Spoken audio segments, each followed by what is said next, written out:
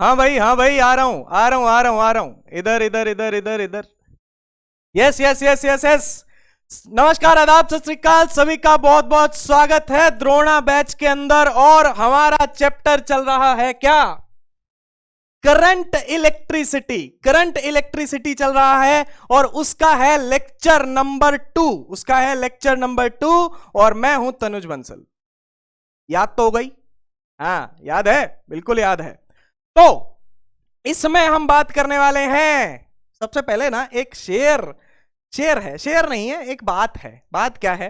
इसमें क्या लिखा हुआ है कि प्रत्येक कड़कड़ाती हुई बिजली गिरती नहीं, अगर गिरती भी है तो जरूरी नहीं कि वो आप पर गिरे। बात बिजली के लिए है, लेकिन बात हमारी जिंदगी से रिलेटेड है। बात हमारी जिंदगी से रिलेटेड है। थोड़ा सा अच्छे से सोचिए इस बात को, अच्छे से सोचिए, फिर मैं बताता हूं कि इसका क्या मतलब है। सुनो, प्रत्येक कड़कड़ाती हुई बिजली गिरती नहीं, और अगर गिर भी जाए तो जरूरी नहीं कि वो आप पे गिरे। पहली बात, हमारी जिंदगी में मुश्किलें आती हैं, और बहुत सारी मुश्किलें तो ऐसी होती हैं जो हम मन में ही अज्यूम कर लेते हैं कि कल को शायद ऐसा हो जाएगा, या कल को हमारे साथ कुछ बुरा हो जाएगा। हम ऐसा मान के चलते हैं कि हो जाएगा। एक्चुअल में पता नहीं कि हो या ना हो। एक्चुअल में पता नहीं कि हो या ना हो सकता बुरा हो ही ना। ये वही मतलब है कि प्रत्येक कड़कड़ाती हुई बिजली, अगर आपको लग रहा है कि आपकी जिंदगी में कोई मुसीबत आने वाली है, कड़कड़ाती हुई बिजली को मानिए कि मुसीबत, आपकी जिंदगी की मुसीबत गिरती नहीं। और अगर गिर भी जाए, अगर गिर भी जाए तो भी ये जरूरी नहीं कि आप पे गिरे। कड़कड़ाती हुई बिजली को ये मान के चलो कि वो आपकी जिंदगी की मुसीबतें जो आने वाली हैं, जो आप सोच के बैठे हो कि आने वाली हैं, जरूरी नहीं वो आए। गिरती नहीं, जरूरी नहीं कि आए। अगर गिर भी जाएं, मतलब अगर आ भी जाएं, तो जरूरी नहीं कि वो आप पे गिरे। इसका मतलब यह हुआ कि अगर वो मुसीबतें आ भी जाएं, तो जरूरी थोड़ी है कि वो आपको धराशायी करके चली जाएंगी। हो सकता है कि आप उनमें से उभर के बाहर आओ और बहुत अच्छे इंसान बनो, मतलब बहुत सक्सेसफुल इंसान बन जाओ, है ना। आज की घड़ी में, आज की दुनिया में अच्छे इंसान होने का मतलब सक्सेसफुल होना है। अच्छा वही कहलाता है जो सक्सेसफुल है। आज की घड़ी में तो ऐसा ही चल रहा है भाई। तो इन्हीं शब्दों के साथ हम आज का लेक्चर शुरुआत करते हैं जी। यानी कि मेरा कहने का मतलब यह है कि अपने मन से नेगेटिविटी को हटाना है। तो नेगेटिविटी को हटाएंगे तो फिर हम आगे पढ़ पाएंगे और आगे बढ़ पाएंगे। तो आज के क्या पढ़ने वाले हैं, वैसे तो आपने पहले ही देख लिया ये, है ना, मुझे पता है। Dependence of resistance. रेजिस्टेंस का डिपेंडेंस वेरियस फैक्टर्स पे देखेंगे। वेरियस फैक्टर्स पे रेजिस्टेंस का डिपेंडेंस देखेंगे कि रेजिस्टेंस अलग अलग चीजों पे किस तरीके से डिपेंड करता है। उसके बाद देखेंगे इलेक्ट्रिक करंट इन कंडक्टर्स, उसका microscopic analysis. Microscopic analysis, drift velocity. ये 3 टॉपिक्स आज मेन तौर पे हमें करने हैं। चलिए फिर सर, वेट किस बात का, थोड़ा सा रिवीजन कर लेते हैं। यस, थोड़ा सा रिवीजन कर लेते हैं। सर पिछली बार हमने क्या किया था? सर पिछली बार हमने करंट की डेफिनेशन पढ़ी थी कि करंट चार्ज बाय टाइम होता है। अगर इंस्टेंटेनियस करंट हो तो उसको dq बाय dt लिख देते हैं, और अगर एवरेज करंट हो तो उसको delta Q by delta T लिख देते हैं। हाँ सर, ये बात तो हमें याद है, ठीक है ना।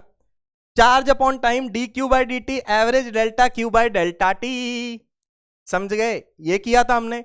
बोला था कि भाई जिस तरफ पॉजिटिव चार्ज का फ्लो होगा, जिस तरफ पॉजिटिव चार्ज जाएगा उसी तरफ करंट होगा। जिस तरफ पॉजिटिव चार्ज का फ्लो होगा उसी तरफ आपकी करंट की क्या मानी जाएगी? डायरेक्शन मानी जाएगी। ये भी बताया था सर। करंट की यूनिट क्या होती है? एम्पियर होती है। और डायरेक्शन मैग्नीट्यूड होने के बावजूद ये कैसी क्वांटिटी है? स्केलर क्वांटिटी है, क्योंकि वेक्टर एडिशन के लॉज को ये फॉलो नहीं करती, ठीक है ना। फिर उस पे हमने किए थे कुछ सवाल, इन्हीं चीजों पे सवाल किए थे। मैंने आपको इंटीग्रेशन डिफरेंशिएशन करना सिखाया था, याद करो। फिर हमने ग्राफ की बात की थी कि क्यूटी ग्राफ की जो स्लोप होगी वो आपको क्या बताएगी? करंट बताएगी, क्योंकि करंट क्या होता है? dq by dt। और करंट टाइम ग्राफ का जो एरिया होगा, नीचे का जो एरिया होगा, वो क्या बताएगा? Charge flow. एरिया क्या बताएगा भैया? चार्ज फ्लो बताएगा भैया। एरिया, इसके नीचे का एरिया क्या बताने वाला है? चार्ज फ्लो बताने वाला है। समझ गए? ठीक है ना। एरिया क्या बताएगा? चार्ज फ्लो बताएगा। यह बात आपको पूरे तरीके से क्लियर हो जानी चाहिए, और हो गई होगी जब मैंने पहले इसको पढ़ाया था। उसके बाद Ohm's law, V is equal to I R. V is equal to I R. हमने कहा था कि I जो है वो V के प्रोपोर्शनल है, या V जो है वो I के प्रोपोर्शनल है। तो प्रोपोर्शनलिटी हटाते हैं तो क्या आता है? कांस्टेंट आता है। बस हाँ, एक्सटर्नल जो कंडीशंस हैं वो कांस्टेंट रहनी चाहिए। External conditions like temperature etcetera, मैंने आपको बोला था कि वो क्या रहना चाहिए? कांस्टेंट रहना चाहिए। वो चीजें क्या रहनी चाहिए? कांस्टेंट रहनी चाहिए। बस ये बात थी। समझ गए? हाँ, ये चीजें तो हमने कर ली थी। अब ये चीजें हमने कर ली थी, तो उसके बाद सर अब क्या करना है? अब करना है ये dependence of resistance on various factors. अलग अलग फैक्टर्स पे रेजिस्टेंस की डिपेंडेंस अलग अलग फैक्टर्स पे किस तरीके से है। ठीक है ना। रेजिस्टेंस की डिपेंडेंस अलग अलग फैक्टर्स पे किस तरीके से है। जैसे मैंने आपको बोला था कि रेजिस्टेंस क्या है? ये सिंबल स्पीड ब्रेकर वाले होते हैं। एक तरीके से क्या है? ऑब्स्ट्रक्शन है। किसको? चार्ज फ्लो को। Obstruction to flow of charge. Obstruction to flow of charge. Flow of charge के फ्लो करने का ऑब्स्ट्रक्शन है। ठीक है ना, ऑब्स्ट्रक्शन है। तो अब सुनो, मान लो कि आपके पास एक कंडक्टर है। 10th क्लास में भी करा होगा, अभी फिर आपको करवा रहा हूं। मान लो आपके पास एक कंडक्टर है। ठीक है जी, ये उसकी लेंथ है L, और ये उसका क्रॉस सेक्शनल एरिया है। एक पाइप मान लो। एरिया कौन सा एरिया? Cross sectional area. कौन सा एरिया बोलते हैं? क्रॉस सेक्शनल एरिया ए मान लो। क्रॉस सेक्शनल एरिया ए मान लो। ठीक है जी। तो इसमें करंट फ्लो हो रहा है या चार्ज फ्लो हो रहा है? मान लो इस डायरेक्शन में ये करंट फ्लो करके या चार्ज फ्लो करके ऐसे जा रहा है। इस कंडक्टर की लेंथ कितनी है? L। ठीक है ना। ये कंडक्टर शो कर रखा है भाई, एक कंडक्टर शो कर रखा है। ठीक है ना, एक कोई भी कंडक्टर है। ठीक है ना, इसकी कुछ लेंथ है और कुछ इसका एरिया है। ठीक है जी।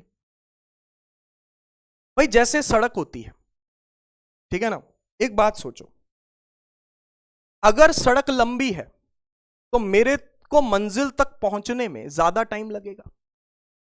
मेरे को मंजिल तक पहुंचने में ज्यादा टाइम लगेगा। ठीक है ना। और जितनी सड़क लंबी होगी तो मेरे रास्ते की रुकावटें भी उतनी ज्यादा होंगी। मान रहे हो ना भाई? अगर सड़क लंबी है तो सड़क पे स्पीड ब्रेकर्स ज्यादा आएंगे। पॉसिबिलिटी तो यही है। अगर सड़क छोटी सी है तो ऑब्वियसली पॉसिबिलिटी है कि यार स्पीड ब्रेकर उतने नहीं आएंगे। यही पॉसिबिलिटी है। ठीक है ना। तो सड़क लंबी है तो लेंथ ज्यादा है। ठीक है ना, लेंथ ज्यादा है तो इसका मतलब उसका ऑब्स्ट्रक्शन भी या रास्ते की मुसीबतें भी ज्यादा होंगी। तो इसका मतलब रेजिस्टेंस डायरेक्टली प्रोपोर्शनल होगा लेंथ के।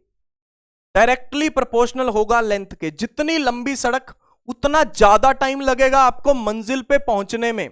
आपके रास्ते की मुसीबतें ज्यादा हो जाएंगी। हाँ सर। अच्छा सर, एरिया? भाई एक बात बताओ, एक नैरो सड़क है, नैरो, एक खुली सड़क है, किसमें फ्लो इजीली हो जाएगा? किसमें करंट इजीली फ्लो हो जाएगा? या करंट को छोड़ो, मारो गोली उसको, करंट को। खुद के बारे में सोचो यार, खुद के बारे में सोचो। खुद के बारे में सोचो कि भाई आपको नैरो सड़क से जाना, गाड़ी निकालना पसंद होगा या खुली सड़क में से? बताओ। इसका एरिया A1 है, इसका एरिया A2 है, तो एरिया A2 A1 से बड़ा है, तो किसमें मुसीबत ज्यादा आएगी? इसमें। एरिया कम है इसका तो मुसीबत ज्यादा है। मतलब रेजिस्टेंस, रेजिस्टेंस क्या है? मुसीबत ही तो है। मुसीबत ही तो है रेजिस्टेंस, और क्या है? मुसीबत है। तो रेजिस्टेंस जो है वो इनवर्सली प्रोपोर्शनल टू एरिया होगा। हां सर, हमें पता है, 10th क्लास में भी पढ़ा है, मुझे भी पता है कि आप लोगों ने 10th क्लास में पढ़ा है ये चीज, लेकिन फिर भी बताना तो फर्ज है ना। अभी बताना तो पड़ेगा ना, हो सकता किसी को ना पता, हो सकता कोई भूल गया हो। तो सड़क खुली, एरिया ज्यादा, मुसीबत कम, रेजिस्टेंस कम। एरिया कम, मुसीबत ज्यादा। एरिया ज्यादा, मुसीबत कम। समझ रहे हो? तो resistance inversely proportional to area होता है। तो इन दोनों को करो कंबाइन, ये इक्वेशन 1, ये इक्वेशन 2, इन दोनों को कर दो कंबाइन। कलर हम कर रहे हैं चेंज। दोनों को जब हम कंबाइन कर रहे हैं तो resistance is directly proportional to length by area.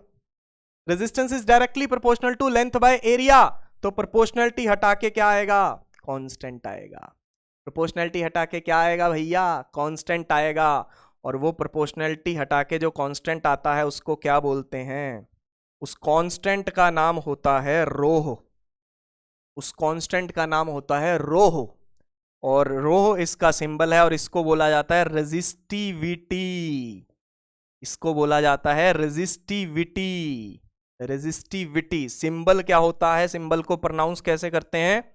रोह। जो डेंसिटी का सिंबल होता है ना रोह, वैसा ही वही सिंबल है इसका, लेकिन यहां पे इसका मतलब है रेजिस्टिविटी।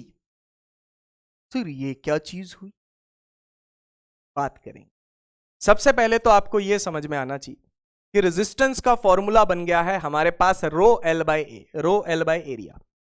लेंथ ज्यादा, रेजिस्टेंस ज्यादा। लेंथ कम, रेजिस्टेंस कम। एरिया ज्यादा, रेजिस्टेंस कम। एरिया कम, रेजिस्टेंस ज्यादा। ठीक है जी। लेंथ के डायरेक्टली प्रोपोर्शनल, एरिया के इनवर्सली प्रोपोर्शनल। प्रोपोर्शनलिटी हटाई तो कांस्टेंट आया। कांस्टेंट क्या है? रो है। यानी कि क्या है? रेजिस्टिविटी है। ठीक है ना? रेजिस्टिविटी है जो कि इसके साथ क्या है? कांस्टेंट है यहां पे। ठीक है ना? इसके साथ यहां पे क्या है? कांस्टेंट है।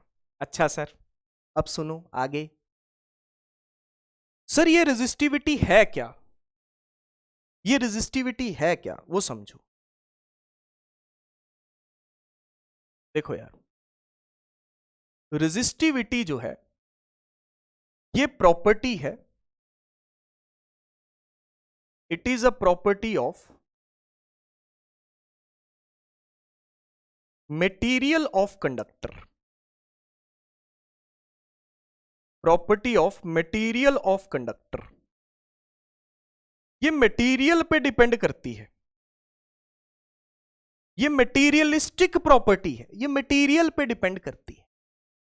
ये लेंथ एरिया पे डिपेंड नहीं करती। नहीं, ये लेंथ एरिया पे डिपेंड नहीं करती। ये मटेरियल की प्रॉपर्टी है। एग्जांपल,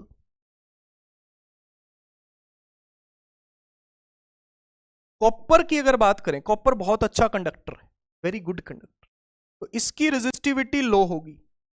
अगर मैं वुड की बात करूं, वुड बैड कंडक्टर माना जाता है, तो इसकी रेजिस्टिविटी हाई होगी। मतलब ये बताती है, ये मटेरियल पे डिपेंड करती है भाई। जो बुरा कंडक्टर होगा उसके लिए ज्यादा होगी, और जो अच्छा कंडक्टर होगा जैसे कॉपर है उसके लिए ये कम होगी। मटेरियलिस्टिक प्रॉपर्टी है, मटेरियल पे डिपेंड करती है। किस पे डिपेंड करती है? मटेरियल पे। ये प्रॉपर्टी क्या है? मटेरियल पे डिपेंड करती है।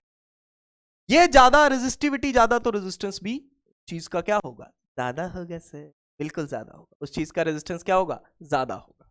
ठीक है। अच्छा, अब सुनो, रेजिस्टिविटी जो डिपेंड करती है, ये डिपेंड करती है, एक बात तो मटेरियल की बात तो हो गई sir, depends on material. Depends on material and temperature of the conductor. ये टेम्परेचर पे भी डिपेंड करती है भाई। टेम्परेचर के साथ ये रेजिस्टिविटी क्या हो जाती है? चेंज हो जाती है। ये बात याद रखनी है भाई, पल्ले बांधनी है। Depends on material and temperature of conductor. Material पे तो डिपेंड करती है, टेम्परेचर पे भी करती है। टेम्परेचर के साथ कैसे करती है ये बाद में बात करें। ठीक है ना? इस बारे में बात होगी बाद में, अभी नहीं। कैसे करती है, बढ़ती है, घटती है, ये बाद में बात करें, अभी नहीं बात करेंगे। इस फैक्टर के बारे में बात कब होगी? बाद में होगी। बस अभी याद रख लो कि हां उस पे करती है। रेजिस्टिविटी लेंथ और एरिया पे डिपेंड नहीं करती। Independent of length and area. Length and area पे इंडिपेंडेंट है। Independent of length and area. Length और एरिया से इंडिपेंडेंट है भैया। लेंथ और एरिया पे डिपेंड नहीं करती, ये बात ध्यान रखना। लेंथ चेंज कर दोगे रेजिस्टिविटी पे कोई चेंज नहीं आएगा, क्योंकि भाई लेंथ चेंज कर दोगे लेकिन रहेगा तो कॉपर का कॉपर ही, लेंथ चेंज कर दोगे रहेगा तो वुड का वुड ही, है ना। समझ पा रहे हो कि नहीं समझ पा रहे हो इस चीज को? तो ये बात का ध्यान रखना है कि लेंथ और एरिया से इंडिपेंडेंट है ये। सर इसके फॉर्मूले में तो आ रहा है। कोई कहेगा अरे क्या कहेगा सर, एग्जाम्पल नहीं सर, रेजिस्टेंस है रो एल बाई ए है, तो रो को लिख सकते हैं हम आर ए बाई एल, लिख सकते हैं कि नहीं लिख सकते? लिख सकते हैं sir, R A by L लिख सकते हैं। तो इसका मतलब तो ये हो गया सर कि रो जो है रेजिस्टेंस पे डिपेंड करता है, एरिया पे, लेंथ पे। भाई कोई चीज किसी फॉर्मूले में आती है उसका मतलब ये नहीं है कि वो उस पर डिपेंड करती है। कोई चीज किसी फॉर्मूले में आ जाए वो उसका मतलब ये नहीं है कि वो उस पर डिपेंड करती है। मुझे एक बात बताओ, इस फॉर्मूले में रेजिस्टेंस आया था, क्या रेजिस्टेंस वोल्टेज और करंट पे डिपेंड करता है? नहीं, ये तो कांस्टेंट है। कांस्टेंट लगाया था हमने, उसका नाम ही कांस्टेंट है यार।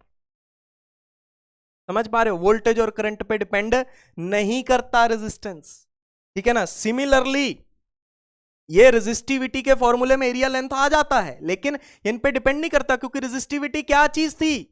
कांस्टेंट लगाया था हमने। प्रोपोर्शनलिटी हटा के क्या लगाया था? कांस्टेंट लगाया था। तो जिन भी फॉर्मूलों में प्रोपोर्शनलिटी हटा के कांस्टेंट लगाया जाता है तो वो उन फॉर्मूलों की चीजों पे डिपेंड नहीं करता। रेजिस्टेंस कांस्टेंट लगाया, वो वोल्टेज और करंट पे डिपेंड नहीं करता।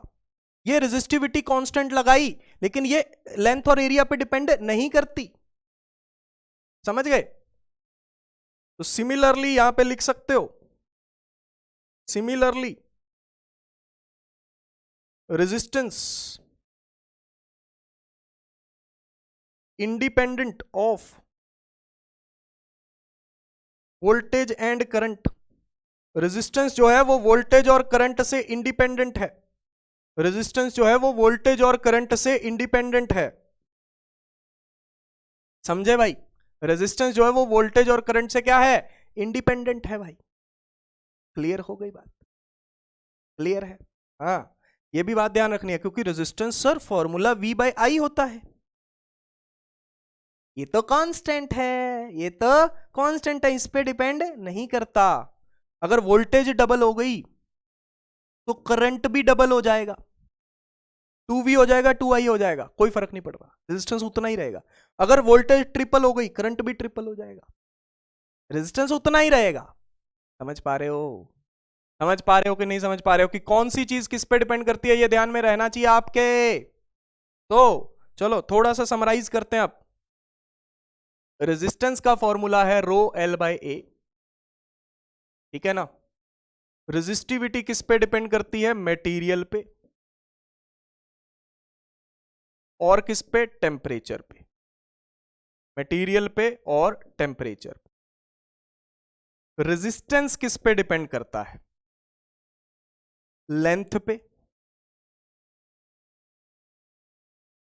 एरिया पे। लेंथ पे और एरिया पे। लेंथ और एरिया की जगह पे कुछ बुक्स में आपको कॉन्फ़िगरेशन लिखा हुआ मिलेगा, कॉन्फ़िगरेशन, कॉन्फ़िगरेशन। कुछ बुक्स में शेप साइज लिखा हुआ मिलेगा, शेप एंड साइज। समझ पा रहे हो भाई? लेंथ एरिया की जगह वो दिख देंगे शेप एंड साइज, या कुछ जगह पे लिख देंगे कॉन्फ़िगरेशन, कॉन्फ़िगरेशन, ठीक है ना, कॉन्फ़िगरेशन, ठीक है ना। कॉन्फ़िगरेशन मतलब लेंथ एरिया, ठीक है ना, या फिर शेप एंड साइज लिख देंगे, उसका मतलब भी क्या होगा? Length area. और सर किन किन चीजों पे डिपेंड करता है? एंड किस पे? मटेरियल पे और टेम्परेचर पे।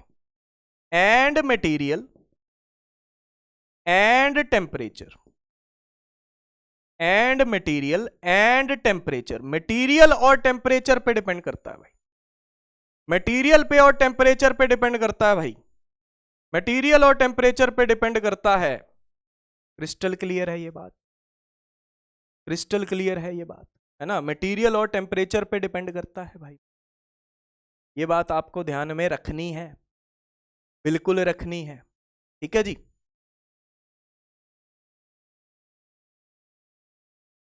क्यों? क्योंकि रेजिस्टेंस रेजिस्टिविटी पे डिपेंड कर रहा है और रेजिस्टिविटी मटेरियल और टेम्परेचर पे डिपेंड कर रहा है। तो रेजिस्टेंस के फॉर्मूले में रेजिस्टिविटी आ रही है ना, रेजिस्टेंस के फॉर्मूले में देखो रेजिस्टिविटी आ रही है, तो रेजिस्टिविटी मटेरियल और टेम्परेचर पे डिपेंड करती है, तो क्या रेजिस्टेंस भी मटेरियल और टेम्परेचर पे डिपेंड करेगा? बिल्कुल करेगा। रेजिस्टिविटी सिर्फ मटेरियल और टेम्परेचर पे डिपेंड करती है, रेजिस्टेंस जो है वो लेंथ, एरिया, मटेरियल, टेम्परेचर चारों पे डिपेंड करती है। समझ गए? यस, ओके, समझ गए, समझो। रेजिस्टिविटी तो मटेरियल की प्रॉपर्टी है, ठीक है ना। अगर एरिया कांस्टेंट हो जाए, एरिया कांस्टेंट है और रेजिस्टिविटी भी कांस्टेंट है, एरिया चेंज नहीं कर रहे, रेजिस्टिविटी भी चेंज नहीं कर रहे, तो resistance directly proportional to length होगा, सिर्फ लेंथ पे डिपेंड कर रहा, ठीक है ना। तो अगर लेंथ, अब मैं लिख सकता हूं R1 bye R2 equals to L1 bye L2, कि लेंथ बढ़ी तो रेजिस्टेंस बढ़ गया, लेंथ डबल हो गई रेजिस्टेंस डबल हो गया। R1 bye R2 L1 bye L2 लिख सकता हूं कि नहीं लिख सकता? बिल्कुल लिख सकते हैं। अच्छा, अब मान low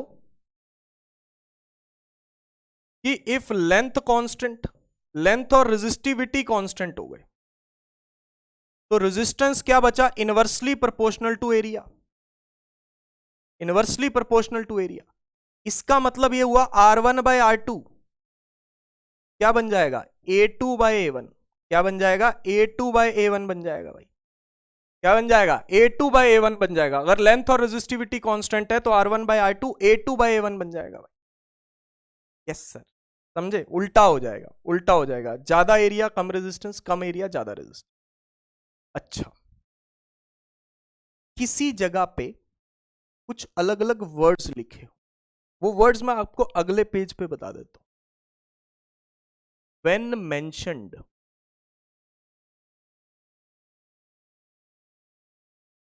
volume constant, volume constant, सबसे पहले तो इसी वर्ड के बारे में बात कर। जब ऐसा मेंशन हो कि वॉल्यूम कांस्टेंट है तब क्या करना है?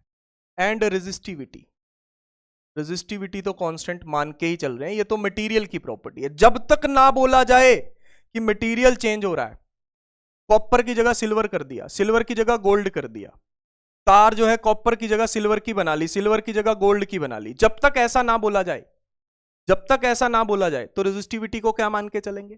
कांस्टेंट मान के। तब तक रेजिस्टिविटी को क्या मान के चलेंगे? कांस्टेंट मान के चलेंगे। मटेरियल चेंज होगा तो फिर ये चेंज हो जाएगी, ठीक है। अब सुनो, अगर मेंशन्ड है कि वॉल्यूम कांस्टेंट है, वॉल्यूम क्या होता है सर? सुनो,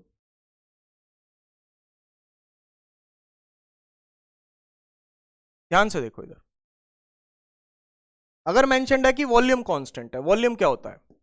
किसी भी चीज का, ये एरिया, मान लो ये सर्कुलर है, एरिया पाई आर स्क्वायर, और ये लेंथ, इस कंडक्टर का वॉल्यूम क्या हो गया? पाई आर स्क्वायर एल। यही होता है ना सिलेंडर का वॉल्यूम, ठीक है ना, सिलेंड्रिकल कंडक्टर है ये। क्या इसको एरिया इंटू लेंथ लिख सकते हैं वॉल्यूम को? या वॉल्यूम को एरिया इंटू लेंथ लिख सकते हैं? पाई आर स्क्वायर एल भी लिख सकते हो और एरिया इंटू लेंथ भी लिख सकते हैं। हाँ सर, लिख सकते। अच्छा, अब सुनो इस बात को। रेजिस्टेंस का फॉर्मूला है रो एल बाय ए, है ना। मैं क्या करता हूं, मैं ऊपर नीचे एरिया से मल्टीप्लाई कर देता हूं।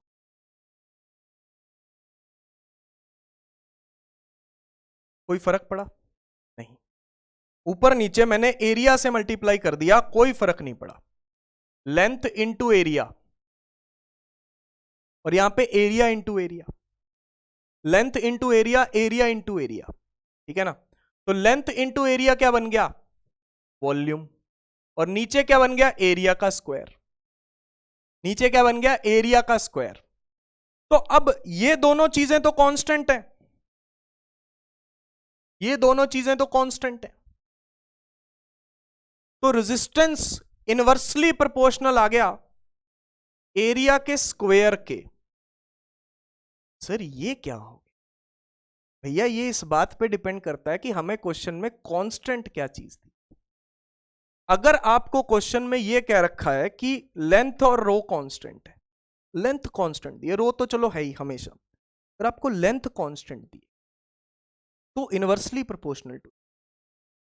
लेकिन अगर आपको वॉल्यूम कांस्टेंट दिया है, लेंथ नहीं, लेंथ चेंज हो सकती, वॉल्यूम कांस्टेंट रहना चाहिए, वॉल्यूम कांस्टेंट रहना चाहिए, तो resistance inversely proportional to area square हो जाएगा। ध्यान रखना इस बात। हाँ इधर देखो, अब इधर देखो, अब सुनो ध्यान से। मैं अब इसी फॉर्मूले को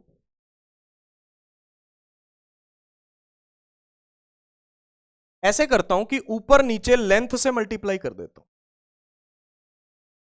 ऊपर नीचे लेंथ से मल्टीप्लाई कर देता हूं, ठीक है ना। ऊपर नीचे मैंने इसको लेंथ से मल्टीप्लाई कर दिया यार, कर दिया, कर दिया। तो ये बन गया वॉल्यूम, ये बन गया वॉल्यूम, और वो बन गया लेंथ स्क्वायर, तो rho L square by volume. Volume तो कांस्टेंट है, ठीक है ना, वॉल्यूम तो कांस्टेंट है, रो भी कांस्टेंट है, तो रेजिस्टेंस डायरेक्टली प्रोपोर्शनल हो गया लेंथ के स्क्वायर के, रेजिस्टेंस डायरेक्टली प्रोपोर्शनल हो गया लेंथ के स्क्वायर के। याद रहेगा? दोबारा बता रहा हूं, समराइज कर लो चीजों। अगर एरिया कांस्टेंट दिया है तो डायरेक्टली प्रोपोर्शनल टू लेंथ, अगर लेंथ कांस्टेंट दी है तो इनवर्सली प्रोपोर्शनल टू एरिया, अगर वॉल्यूम कांस्टेंट दिया है तो या तो ये या फिर ये, दोनों में से कोई भी। समझ गए? या तो ये या तो ये, समझ गए? वॉल्यूम कांस्टेंट है यानी कि एरिया और लेंथ का प्रोडक्ट कांस्टेंट है, ये भी चेंज हो सकता है, ये भी चेंज हो सकता है, लेकिन इन दोनों का प्रोडक्ट क्या रहेगा? सेम रहेगा। इन दोनों का प्रोडक्ट क्या रहेगा? कांस्टेंट रहेगा। क्या ये बात क्लियर हो रही है? बिल्कुल क्लियर हो रही है ना। रत्ती भर भी इस बात में आपको डाउट नहीं आना चाहिए, है ना। डाउट की कोई गुंजाइश नहीं बचनी चाहिए कि इसमें आप कहो कि नहीं मुझे डाउट आ रहा, that is not the possibility, यहां पे ये पॉसिबिलिटी नहीं। यस सर, ओके, अब समझते हैं सर। अब क्वेश्चन पे आ जाइए। Resistance of a wire is R ohm. एक वायर है जिसका रेजिस्टेंस आर है। क्वेश्चन पहले पढ़ लो, ठीक है ना। क्वेश्चन पढ़ लिया? Yes sir. एक वायर है जिसका रेजिस्टेंस आर है, ठीक है ना। तो ये वायर है, इसका रेजिस्टेंस आर है। सर ये वायर दिख रही है, तो सिलेंडर दिख रहा है। वायर को जूम किया, वायर को जूम किया, वायर को जूम किया तो वो क्या दिखी? सिलेंडर ही तो होती है वायर। अपने घर में तारें देखो, वो सिलेंड्रिकल तारे हैं, बस पतले पतले सिलेंडर्स है, पतले पतले सिलेंडर्स है। समझ पा रहे हो कि नहीं समझ पा रहे हो इस बात? पतले पतले सिलेंडर्स है, पतले पतले सिलेंडर। चलो, इसका रेजिस्टेंस आर है, इसको इट इज मेल्टेड और स्ट्रेच्ड। देखो दो वर्ड्स यूज किए गए, कहीं पे भी लिखा हो, टीबी स्पेशल बता रहा हूं, कहीं पे भी लिखा हो मेल्टेड, स्ट्रेचेड या ड्रॉन आउट, तीनों केसेस में वॉल्यूम कांस्टेंट रहेगा। तीनों केसेस में वॉल्यूम कांस्टेंट रहेगा भाई। वर्ड लिखा हो मेल्टेड, स्ट्रेचेड, ड्रॉन आउट, क्या मतलब है?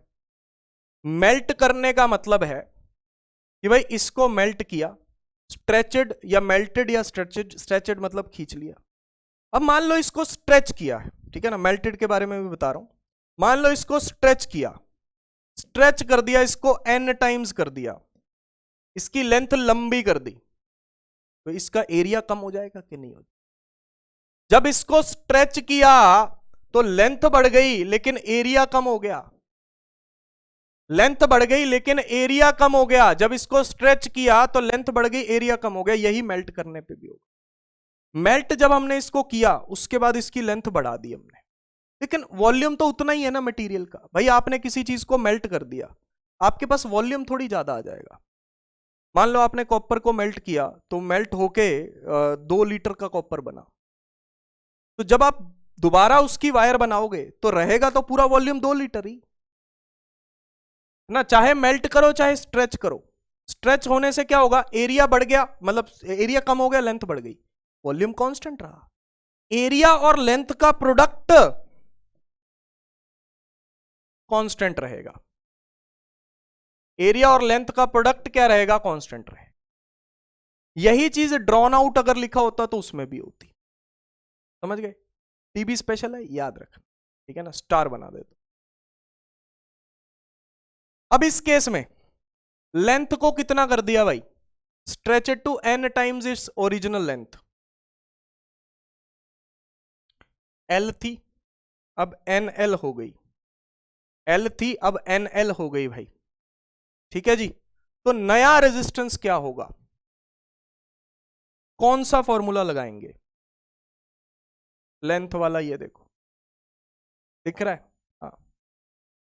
तो पुराना रेजिस्टेंस लेंथ के स्क्वायर के प्रोपोर्शनल था, नया रेजिस्टेंस मैं R डैश मान लेता हूं, वो किसके प्रोपोर्शनल है, NL के स्क्वायर के।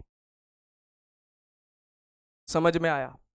दोनों को कर दो divide, R dash by R is equals to, ठीक है ना, यहां पे क्या है N स्क्वायर L स्क्वायर, और यहां पे क्या है L square, L square cut गया, तो ये क्या बचा N स्क्वायर। तो R dash is equals to N square R, R dash is equals to N square R।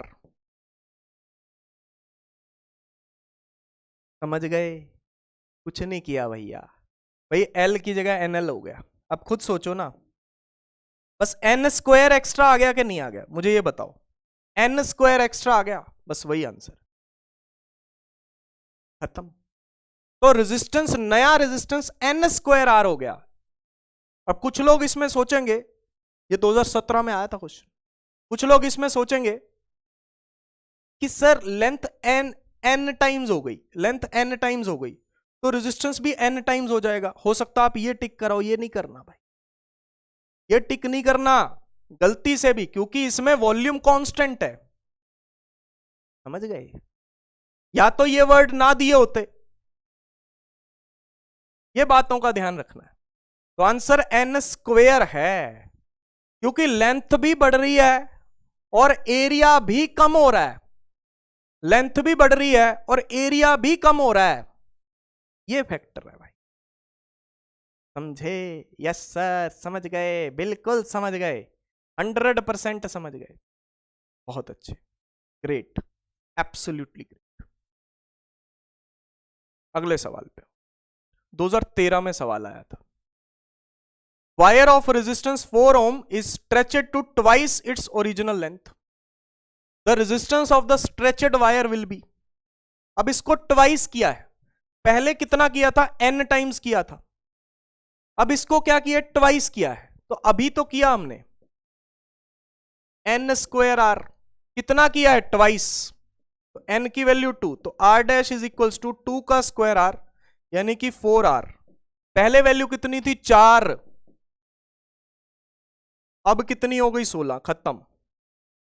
ये लो, n स्क्वायर टाइम्स हो गया, याद आ गया, अरे यही तो किया था। ये देखो दोनों क्वेश्चन आ चुके हैं, ये n के साथ, यहां पे n की वैल्यू 2। मान लो आपको बोल देते stretched 3 times, stretched 3 times, R dash क्या होता, 3 का स्क्वायर R, यानी कि 9R, 4 टाइम्स 4 का square R 16R, 5 times 25R, 6 times 36R। समझे? ये बातें आपको पूरे तरीके से क्लियर होनी चाहिए भैया, कोई डाउट वाली बात ही नहीं है इसमें। यस सर, तो वर्ड का ध्यान रखना कि कहां पे क्या वर्ड लिखा हुआ है, बस वो बातें मैटर करेंगी, बाकी कुछ मैटर नहीं करेंगी। यस सर, समझ गए, आगे आओ। अगला सवाल there are 3 copper wires of length and cross sectional area दिया हुआ है, 1997 का सवाल है। 3 कॉपर वायर्स दी हुई है, उनके लेंथ क्रॉस सेक्शनल एरिया दिए हुए हैं, तो किस केस में रेजिस्टेंस मिनिमम होगा? किस केस में रेजिस्टेंस मिनिमम होगा? 3 कॉपर वायर्स हैं, देखो रेजिस्टेंस होता है रो एल बाय ए, तीनों की तीनों कॉपर वायर्स हैं, तो तीनों की रेजिस्टिविटी सेम होगी, तीनों की रेजिस्टिविटी सेम होगी क्योंकि तीनों की तीनों कॉपर वायर्स हैं भाई, तीनों की तीनों कॉपर वायर्स हैं, तो तीनों की रेजिस्टिविटी क्या आएगी? सेम आएगी। यस सर, बिल्कुल सेम आएगी, पता चल गया कि तीनों की रेजिस्टिविटी यहां पे क्या आने वाली है? सेम आने वाली है, क्योंकि तीनों की तीनों कॉपर वायर्स है ना। ओके, तो लेंथ और एरिया पे डिपेंड कर रही है, तो इसका मतलब अगर रेजिस्टिविटी सेम है तो resistance is proportional to length by area, resistance is proportional to length by area. Length by area का रेशो देखना है आपको, किस में ज्यादा है तो किस में कम है, क्योंकि रेजिस्टेंस मिनिमम पूछा, कम करना है रेजिस्टेंस को, लेंथ कम होनी चाहिए, एरिया ज्यादा होना चाहिए। तो लेंथ पहले का देखो, पहले का देखो, पहले का L बाय ए है, दूसरे का 2L डिवाइडेड बाय एरिया आधा, तो ये बन गया 4L बाय ए। तीसरा देखो, लेंथ आधी एरिया डबल, लेंथ आधी area double, L by 4A, L by 4A। कौन सी वैल्यू सबसे कम है? ये वैल्यू सबसे कम है भाई, मिनिमम वैल्यू है ये, दिख रही है ये वैल्यू मिनिमम है। हाँ, L बाय ए है, इसमें 4 ऊपर है, इसमें 4 नीचे। भाई सिंपल सी बात है, आपको ये देखना है, ये ऑप्शन देखना है। भाई टीबी स्पेशल क्या कहता है? टीबी स्पेशल ये कहता है कि लेंथ कम देखनी है, एरिया ज्यादा देखना है, बस तब रेजिस्टेंस कम से कम होगा। लेंथ कम इसकी है, एरिया इसी का ज्यादा है, तो ये जो रेशो है ये कम आएगा। ये रेशो अगर कम आएगा तो रेजिस्टेंस कम होगा। तो रेजिस्टेंस कम किस केस में होगा? It is same in all the cases? नहीं। Wire of cross sectional area 2A, इस वाली वायर में सबसे कम है, बिल्कुल सही। ये ऑप्शन भी गलत, ये ऑप्शन भी गलत।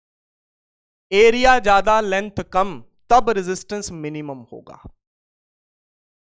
क्या ये बात क्लियर हुई? 1997 में सवाल आया था, देखो कितना अच्छा सवाल है, सवाल अच्छा है, 1997 में आया था, लेकिन सवाल क्या है? अच्छा है यार, अच्छा सवाल है। आओ फिर अगले सवाल पे आओ। The resistivity of iron is 1 into 10⁻⁷ ohm per metre. Resistivity के यूनिट, इसके पहले मैं आपको रेजिस्टिविटी के यूनिट बता देता हूं। यूनिट्स ऑफ रेजिस्टिविटी देखो, R is equals to rho L by A होता है, तो rho is equals to R A by L हो गया, ठीक है ना। तो रेजिस्टेंस के यूनिट क्या होते हैं? ओहम। एरिया के यूनिट क्या है? Metre square. लेंथ के यूनिट क्या है? मीटर। तो रेजिस्टिविटी के यूनिट हो गए ओहम मीटर, ऐसे बना लो। रेजिस्टिविटी के यूनिट क्या है? Ohm metre. SI units, SI unit क्या बन गए? Ohm metre. ओम, ओहम बोल रहा हूं मैं, वैसे ओम बोलते हैं। कुछ लोग हो सकता है मजाक उड़ा रहे हैं, सर कैसे बोल रहे हो, ओहम नहीं होता है सर, पता है। हाँ, मैं जानबूझ के बोल रहा, जानबूझ के बोल रहा हूं सच में। हाँ, जानबूझ के मैं अनियन को ओनियन बोल देता हूं, प्याज को ओनियन बोल देता हूं, अनियन होता है वो, ऐसा लोग बोलते हैं। बाकी हमारी मर्जी, हम जैसा मर्जी बोल। हमारी एक मैडम थी स्कूल, वो क्या बोलती थी? वो हमेशा यू को जू बोलती थी, है ना। हम कोई शरारत कर देते थे, हम कोई शरारत कर देते थे क्लास में, तो वो बोलती थी are you angry me, how you dare to do this. मतलब यू नहीं बोलती थी, जू बोलती थी। बोलने का स्टाइल था, ऐसा थोड़ी है कि उन्हें नहीं पता था कि सही क्या है। Are you angry me? How dare you like this? How dare you behave like this? व को भी ब बोलती है, बिहेव लाइक दिस। स्टाइल है, अपना अपना स्टाइल, हर एक का अपना अपना स्टाइल हो। एक और मैडम थी, उसका स्टाइल था थप्पड़ मारने का। नॉर्मली थप्पड़ कैसे पड़ता? ऐसे। वो मैडम क्या करती थी, हमारे दोनों गालों को दोनों हाथों के बीच में ले लेती थी।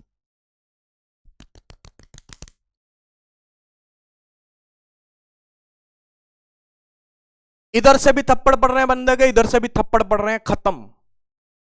पता ही नहीं चल रहा कि किधर जाएं। इधर से थप्पड़ पड़ा इधर गए, इधर से थप्पड़ पड़ा इधर गए, दोनों तरफ से पड़ रहे हैं, कहीं नहीं जा रहे। माइक जा रहा है इधर उधर, और तो कुछ नहीं हो रहा। तो rho is equal to R A by L, ठीक है ना। रो क्या है? ओम मीटर या ओम मीटर एसआई यूनिट्स, ठीक है ना। क्या है? SI units. यही इस क्वेश्चन में लिखा हुआ है। The resistivity of iron is 1 into 10⁻⁻7 ohm metre. Resistivity दी हुई है। The resistance of the iron wire of the particular length and thickness is 1 ohm. If the length and the diameter of the wire both are doubled, then the resistivity in ohm meter will be, देखो यार, resistivity दी हुई है 1 into 10⁻⁻7 ohm metre. Resistance भी दिया हुआ है 1 ohm। कह रहे हैं लेंथ और डायामीटर दोनों डबल कर दिए। लेंथ को डबल कर दिया, इस वायर का जो डायामीटर होगा, इस वायर का जो डायामीटर होगा, वायर समझ रहे हो, डायामीटर समझ रहे हो, ये इस वायर का जो डायामीटर होगा, डायामीटर डबल हो गया, एरिया भी चेंज हो जाएगा फिर, है ना। तो कह रहे रेजिस्टिविटी कितनी होगी?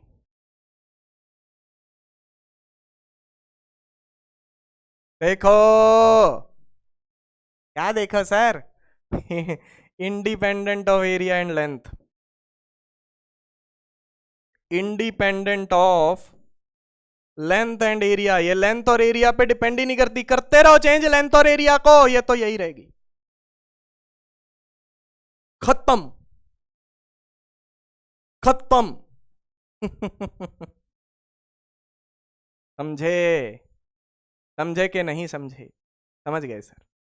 बहुत क्लियर हो गया सर, अल्ट्रा क्लियर हो गया सर। आओ फिर आगे आओ। अब ये चीजें तो हमने कर ली, है ना, ये चीजें हमने कर ली। अब हम बात कर रहे हैं इलेक्ट्रिक करंट इन कंडक्टर्स का माइक्रोस्कोपिक एनालिसिस। अब क्या है, हम जो करंट कैरिंग वायर है उसको माइक्रोस्कोप में देखेंगे। किसमें देखेंगे सर? माइक्रोस्कोप में देखेंगे, माइक्रोस्कोप अच्छे से उसका डिटेल एनालिसिस। किसी भी चीज का एक होता है मैक्रोस्कोपिक, मैक्रो मतलब ऊपर ऊपर से देख लिया, है ना, ऊपर ऊपर से देख लिया कि भाई क्या कितना कुछ क्या है।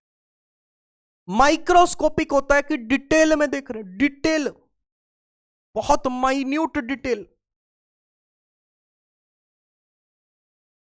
Detailed analysis. माइन्यूट मतलब माइक्रोस्कोपिक मतलब डिटेल्ड एनालिसिस। सबसे पहले जो भी कंडक्टर को हम देखेंगे वो बैटरी से कनेक्टेड नहीं है। सबसे पहले कोई भी कंडक्टिंग वायर आप लोगे, उसको आप देखोगे वो बैटरी से कनेक्टेड नहीं है, नहीं है। तो आप एक कंडक्टर ले लो या कंडक्टिंग वायर ले लो, ये लो, एक कंडक्टिंग वायर ले ली भाई, एक कंडक्टिंग वायर ले ली है। सर वायर तो ले लिया आपने, सर इतनी बड़ी वायर होती है कि जूम किया है, जूम किया है, अरे भाई जूम किया है, समझे? हाँ समझ गए सर, ओके। डिटेल में एनालिसिस करना है ना, जूम तो करेंगे, हाँ जूम करेंगे सर। तो ये कंडक्टर है, बैटरी वैटरी किसी से कनेक्टेड नहीं है। कंडक्टर के अंदर large number of free electrons होते हैं, large number of free electrons conductor के अंदर होते हैं भाई। कितने होते हैं? अंदाजे से 10⁻28 पर मीटर क्यूब और 10⁻29 पर मीटर क्यूब। कुछ बुक्स में ये लिखा हुआ मिलेगा, कुछ बुक्स में ये लिखा हुआ मिलेगा। ये क्या चीज है सर? इसे कहते हैं number density. Small n word मैं यहां पे यूज कर रहा हूं, इसे कहते हैं नंबर डेंसिटी। नंबर डेंसिटी का मतलब यहां पे ये होगा number of free electrons per unit volume, मतलब कि डिवाइडेड बाय वॉल्यूम। जब भी वर्ड आए पर यूनिट वॉल्यूम मतलब कि divided by volume. Number density, number density, number divided by volume. भाई डेंसिटी, मास डेंसिटी क्या होती है? Mass by volume. Charge density क्या होती है? Charge by volume. तो नंबर डेंसिटी क्या होगी? Number divided by volume. समझ गए? 1 मीटर क्यूब में पर यूनिट वॉल्यूम, यानी कि 1 मीटर क्यूब में, यूनिट्स देखो ना इसकी, पर मीटर क्यूब है, पर लगे हुए हैं इसके, कतर दो पर, जिसके भी पर लगे हो पर उड़ा दो भाई, कतर दो पर, है ना। हमारे से ऊंची उड़ान कैसे हो जाएगी? नहीं, ऐसा नहीं सोच। किसी और की उड़ान ऊंची है तो रहने दो, अपनी भी उड़ान ऊंची करो। ऐसा नहीं कि उसके पर कतर, ये तो यूनिट की बात हो रही है, इसके पर कतरने की बात हो रही है, किसी और के नहीं। ये बात ध्यान रखना है, जिंदगी में याद रखना। किसी और की तरक्की हो रही है तो जलना मत, होने दो, उसको नीचे लाने की कोशिश मत कर, खुद गिर जाओ। खुद ऊपर उड़ो, वो बेटर है, उससे ज्यादा ऊपर उड़ के दिखाओ। टाइम लगेगा लेकिन हो जाएगा। इधर देखो, नंबर डेंसिटी की यूनिट क्या होगी? ऊपर तो नंबर ही है, नीचे वॉल्यूम, वॉल्यूम मीटर क्यूब में होता। कितने? 1 मीटर क्यूब का अगर वॉल्यूम ले लें, 1 मीटर क्यूब का अगर वॉल्यूम ले लें, उसमें फ्री इलेक्ट्रॉन्स देख रहे हो कितने? 10 की पावर 28 या 10 की पावर 29। कहीं पे ये लिखा मिलेगा, कहीं पे ये, कोई एग्जैक्ट वैल्यू तो होती नहीं। कंडक्टर भी बहुत टाइप के होते हैं, कॉपर हो गया, सिल्वर हो गया। कॉपर और सिल्वर में ये वैल्यू अलग अलग होगी, बिल्कुल अलग अलग होगी, ठीक है ना। लेकिन होते बहुत ज्यादा हैं, होते बहुत ज्यादा हैं, होते बहुत ज्यादा है। तो इसी रेंज में नॉर्मली होते हैं, थोड़ा कम भी हो सकते हैं, 27, किसी में 30 भी हो सकते हैं, लेकिन इसी रेंज में। कहने का मतलब रेंज यही है, ठीक है ना, ये रेंज है बेसिकली, ठीक है, क्लियर, ओके। कोई फिक्स वैल्यू नहीं हो कि यही होगा, कल को आके कह दे, हाँ ऐसा नहीं होगा। बहुत सारे फ्री इलेक्ट्रॉन्स होते हैं कंडक्टर के अंदर। जो कंडक्टर के अंदर के फ्री इलेक्ट्रॉन्स होते हैं वो पूरे कंडक्टर के अंदर उछल कूद मचाते रहते हैं। अब जो कंडक्टर बना होता है भैया, उसमें एटम भी होता है। ये एटम दिखा रखे हैं, एटम है। ये जो पीले पीले इसके अंदर दिखा रखे हैं वो एटम दिखा रखे हैं। क्या दिखा रखे हैं? एटम। ये एटम दिखा रखे हैं भाई हमने। अब कंडक्टर के अंदर बहुत सारे फ्री इलेक्ट्रॉन होते हैं, बहुत सारे फ्री इलेक्ट्रॉन है भाई, बहुत सारे फ्री इलेक्ट्रॉन है। ये पूरे कंडक्टर के अंदर कहीं भी उछल कूद कर सकते हैं, कहीं भी पूरे कंडक्टर के अंदर उछल कूद कर सकते हैं। यहां से यहां जंप कर जाएंगे,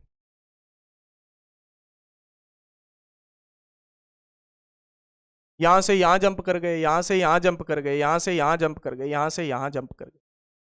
पूरे कंडक्टर के अंदर कहीं भी उछल कूद कर सकते हैं, कहीं भी उछल कूद कर सकते हैं भाई। और ये जो पीले वाले दिखा रखे हैं ये क्या है? एटम्स हैं, एटम्स हैं, ठीक है ना। ये स्टेशनरी है। कैसे एटम्स हैं? स्टेशनरी, अपनी जगह से हिल नहीं सकते। और ये कौन है? ये हैं फ्री इलेक्ट्रॉन्स भैया। ये कौन है? फ्री इलेक्ट्रॉन्स हैं। किस में है? कंडक्टर में। कंडक्टर के जो इलेक्ट्रॉन्स हैं वो काफी हद तक फ्री होते हैं, बहुत ज्यादा मात्रा में होते हैं, जो कि मैंने आपको बताया। तो ये पूरे कंडक्टर में उछल कूद मचाते हैं, पूरे कंडक्टर में उछल कूद मचाते हैं, आपस में टकराते हैं, आपस में टकराते हैं। एक इलेक्ट्रॉन दूसरे इलेक्ट्रॉन से टकरा गया, एक इलेक्ट्रॉन एटम से भी टकरा जाता है, एक इलेक्ट्रॉन एटम से भी टकरा जाता है, ठीक है ना भाई, क्योंकि बहुत ज्यादा है तो टकराव तो होंगे ही। यही जो टकराव है यही रेजिस्टेंस का कारण बनता है। यही जो टकराव है यही किसका कारण है? रेजिस्टेंस का। भाई इलेक्ट्रॉन के मोशन में, यानी कि चार्ज के मोशन में रुकावटें कौन है? कौन रुकावटें हैं? इलेक्ट्रॉन, एक इलेक्ट्रॉन को मूव करने से कौन रोक रहा है? टकराव। किसके साथ? दूसरे इलेक्ट्रॉन्स के साथ, या फिर एटम्स के साथ। एटम्स के साथ टकराव या दूसरे इलेक्ट्रॉन्स के साथ टकराव, यह कारण है। ठीक है जी, यह कारण है भैया जो रेजिस्टेंस का कारण है। रेजिस्टेंस क्या है? एक तरीके का स्पीड ब्रेकर ही तो है। तो इलेक्ट्रॉन के मोशन में बाकी के इलेक्ट्रॉन वो स्पीड ब्रेकर का काम कर रहे हैं, और ये जो स्टेशनरी एटम दिखा रखे हैं पीले पीले वाले, ये काम कर रहे हैं। इसी वजह से किसी भी कंडक्टर के अंदर, बहुत बड़ा बना दिया, जरूरी नहीं है, हाँ, किसी भी कंडक्टर के अंदर जो मोशन होता है इलेक्ट्रॉन्स का,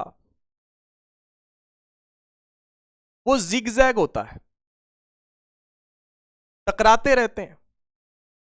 ठीक है ना, टकराते रहते हैं।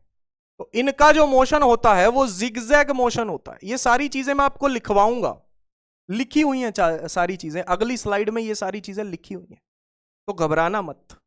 ठीक है ना, सर पूरी लाइन नहीं लिखवा रहे, मैं सारी लाइनें लिखी हुई हैं, सारी की सारी, सारी की सारी लाइनें लिखी हैं, लिखी हुई हैं। तो इलेक्ट्रॉन जो है ये जिगजैग पाथ को फॉलो करेगा, क्योंकि ये इधर उधर टकराएगा। दो कोलिजन्स के बीच का जो रास्ता होगा, दो कोलिजन्स के बीच का जो रास्ता होगा वो स्ट्रेट लाइन होगा। Path between two collisions will be straight line. दो कोलिजन्स के बीच का जो रास्ता है वो स्ट्रेट लाइन होगा। एक इलेक्ट्रॉन से टकराया या किसी एटम से टकराया, मान लो एटम से भी टकरा सकता है भाई, ठीक है ना, एटम से भी टकरा सकता है, इलेक्ट्रॉन से भी टकरा सकता है, किन्हीं भी दो कोलिजन्स के बीच का रास्ता स्ट्रेट लाइन होगा, याद रखना है। ठीक है ना, ये सारी चीजें हम तब पढ़ रहे हैं जब बैटरी कनेक्टेड नहीं है। अच्छा, अब सर अगर बैटरी कनेक्टेड नहीं है तो ये चार्ज मूव क्यों कर रहा है? अगर बैटरी कनेक्टेड नहीं है तो ये चार्ज मूव क्यों कर रहा? ये इलेक्ट्रॉन मूव कैसे कर रहे हैं? कौन मूव करवा रहा है इन्हें? अपने आप मूव कर रहे हैं? नहीं, ये इलेक्ट्रॉन मूव कर रहे हैं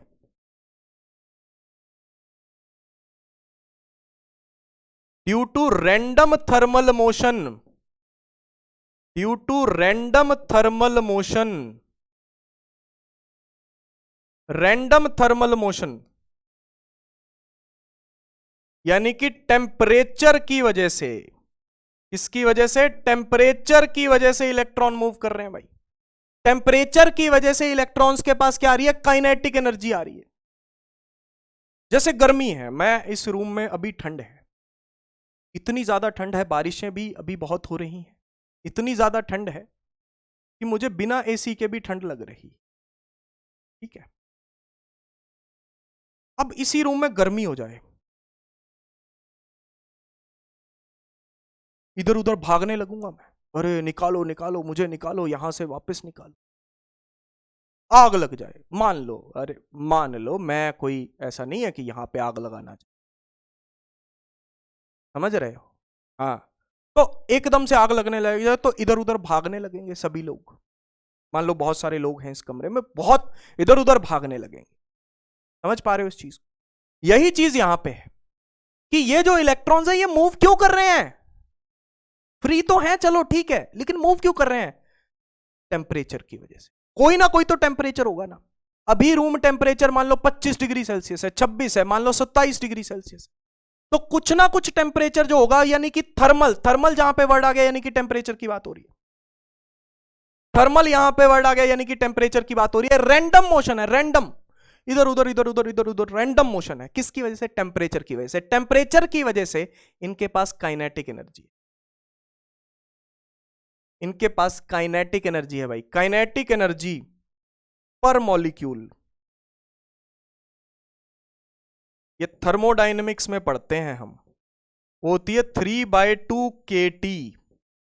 के होता है बोल्ट्जमैन कांस्टेंट, के होता है बोल्ट्जमैन कांस्टेंट, बोल्ट्जमैन कांस्टेंट।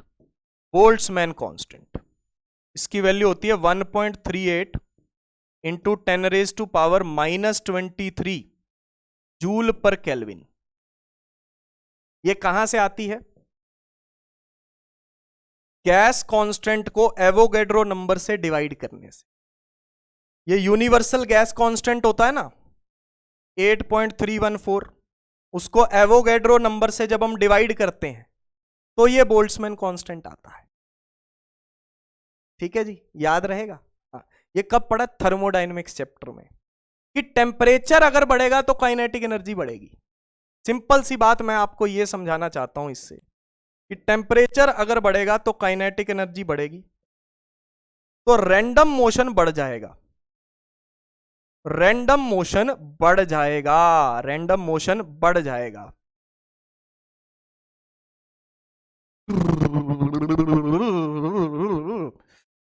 ऐसा होने लग जाए, समझ पा रहे हो? हाँ, तो टेम्परेचर अगर बढ़ाया तो रैंडम मोशन बढ़ जाएगा भैया, क्योंकि काइनेटिक एनर्जी बढ़ जाएगी पर मॉलिक्यूल। जो काइनेटिक एनर्जी पर मॉलिक्यूल, यहां पे मॉलिक्यूल कौन है? इलेक्ट्रॉन। समझ पा रहे हो? ठीक है जी, that should be really really clear. बिल्कुल भी कोई भी रत्ती भर भी डाउट नहीं होना चाहिए।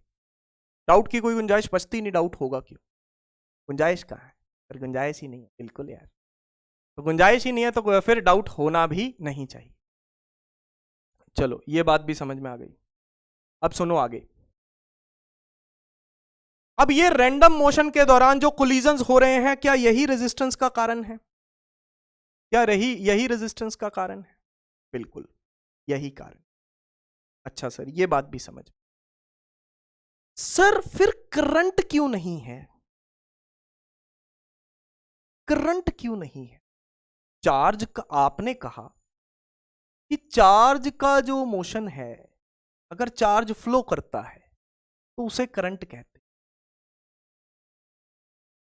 लेकिन बैटरी तो कनेक्टेड है नहीं। बिना बैटरी के टेम्परेचर की वजह से चार्ज मूव कर रहा है, क्योंकि टेम्परेचर की वजह से उसके पास काइनेटिक एनर्जी आ रही है। तो इसका मतलब बिना बैटरी के चार्ज अगर मूव कर गया तो बिना बैटरी के करंट आ जाएगा। ऐसा कैसे हो? बिना बैटरी के अगर चीजों में करंट आना शुरू हो जाए तो मान लो मैं इसको टच कर रहा हूं, इसमें भी करंट आ जाएगा। मैं दीवार को टच कर दूं, उसमें करंट आ जाएगा।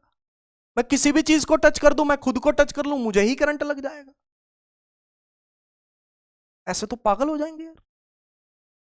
हैं? हाँ हाँ, पागल हो जाएंगे, बिल्कुल पागल हो जाएंगे। तो फिर सर ये बात होती है, बात क्या होती है वो समझो। बात ये होती है कि जो ये रैंडम मोशन है ना, इसका इफेक्ट एक दूसरे को कैंसल करता है। मान लो कि कोई भी क्रॉस सेक्शनल एरिया ले लो, यहां पे इस कंडक्टर के अंदर कोई भी क्रॉस सेक्शनल एरिया ले लो, तो ऑन एन एवरेज जितने इलेक्ट्रॉन इधर जा रहे होंगे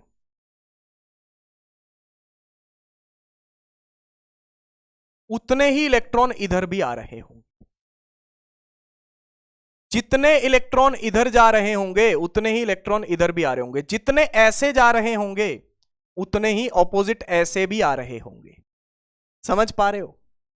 मतलब हर एक का ऑपोजिट होगा ही, क्योंकि लाखों करोड़ों हैं। कितने 10⁻28 या 29 पर मीटर क्यूब, पर मीटर क्यूब, बहुत पर लगे हुए हैं। तो इलेक्ट्रॉन पे इलेक्ट्रॉन है भैया, इलेक्ट्रॉन ही इलेक्ट्रॉन है। कुछ इधर जा रहे हैं, कुछ इधर जा रहे हैं, कुछ ऊपर जा रहे हैं, कुछ नीचे जा रहे हैं, कुछ लेफ्ट में, कुछ राइट में, सब एक दूसरे को क्या कर रहे हैं? कैंसिल कर रहे हैं। तो net charge flow, net charge flow क्या आ रहा है? जीरो आ रहा है। देयरफॉर करंट जीरो होता है विदाउट बैटरी। इसीलिए करंट जीरो होता है, क्योंकि चार्ज फ्लो तो करता है लेकिन एक दूसरे के इफेक्ट को क्या करते हैं? कैंसिल करते हैं। अगर मैं कहूं कि ये मूव कर रहे हैं, एक की वेलोसिटी u1 है, u1 वेक्टर, दूसरे की वेलोसिटी u2 वेक्टर है, तीसरे की वेलोसिटी u3 वेक्टर है, तो सबका एवरेज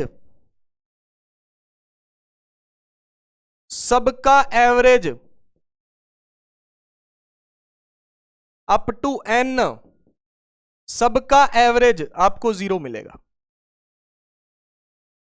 सबका एवरेज आपको 0 मिलेगा। सबका नेट इफेक्ट, वेक्टर साइन लगाया है, मतलब वेक्टर मतलब डायरेक्शन, एक इधर जा रहा है, एक इधर जा रहा है, एक इधर जा रहा है, एक इधर जा रहा है, एक ऊपर जा रहा है, एक नीचे जा रहा है, एक थोड़ा सा एंगल पे जा रहा है, एक उससे ऑपोजिट आ रहा है। तो सबकी एवरेज वेलोसिटी क्या आ रही है? 0 आ रही है। Average velocity of all electrons in absence of battery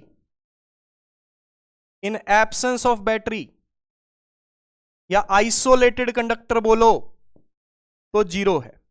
in absence of battery बोलो या आइसोलेटेड कंडक्टर बोलो तो वो क्या है? 0 है। क्या है? 0 है। समझे? हाँ सर, समझ गए। क्या आ रही है? 0 आ रही है भैया, 0 आ रही है। That should be very very very very clear to you. ठीक है ना? पूरे तरीके से क्लियर होना चाहिए कि सबका एवरेज क्या बन रहा है? 0 बन रहा है। सबका,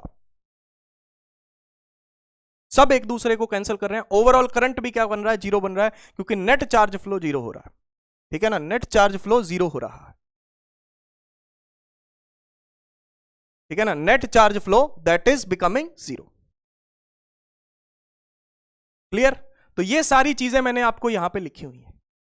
यस सर, लिखी हुई हैं, आपने बताया था, पढ़ लो। तो free electrons move in zigzag manner due to random thermal motion. Random thermal motion क्यों होता है? टेम्परेचर की वजह से होता है।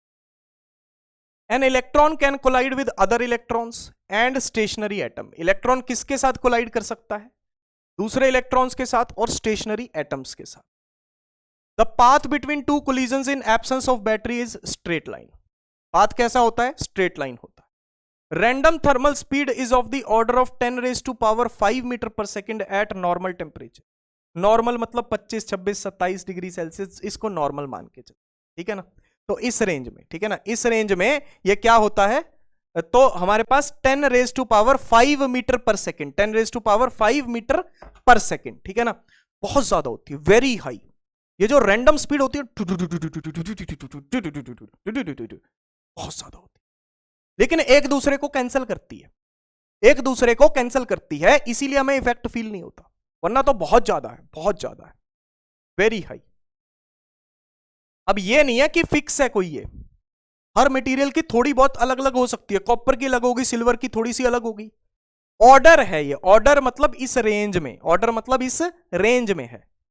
Due to random motion the net effect of all the electron motion is 0। Net effect क्या आ जाता है? 0 आ जाता है। Overall the value of current when battery is not connected is 0। इसीलिए अगर आपसे पूछे कि सर यहां पे चार्ज फ्लो तो करता है लेकिन फिर भी करंट क्यों 0 होता है, तो आप बोलोगे कि रैंडम मोशन की वजह से सारे इलेक्ट्रॉन्स का नेट इफेक्ट मोशन का वो 0 हो जाता है, एवरेज वेलोसिटी 0 हो जाती है, जिसकी वजह से जो नेट करंट है वो भी क्या होता है? 0 होता है जब बैटरी कनेक्टेड नहीं है। समझ गए? सारी चीजें मैंने आपको यहां पे बता दी थी, पहले ही बता दी थी। एक चीज मैं साथ में और लिख देता हूं, these collisions of electron with other electrons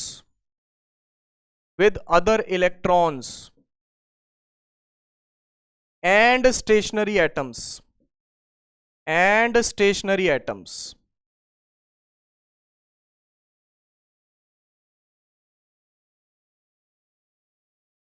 gives rise to resistance। ये क्या बनाते हैं? रेजिस्टेंस बनाते हैं। ये क्या बनाते हैं? रेजिस्टेंस बनाते हैं। gives rise to resistance। ये क्या बनाते हैं? रेजिस्टेंस बनाते हैं। समझ गए? ये क्या बनाते हैं? रेजिस्टेंस बनाते हैं। Collision of electron with other electrons and stationary atoms, ठीक है ना, ये मिलके क्या बनाते हैं? रेजिस्टेंस बनाते हैं। मतलब इसी वजह से रेजिस्टेंस होता है ना, कोलिजन्स की वजह से ही रेजिस्टेंस होता है। क्लियर? हाँ, ये पॉइंट आपका नोट करने वाला अलग से, समझ गए? पानी आ गया है मेरे पास, काफी देर से मैं पानी की वेट कर रहा था, अब पानी पी लेता हूं, है ना।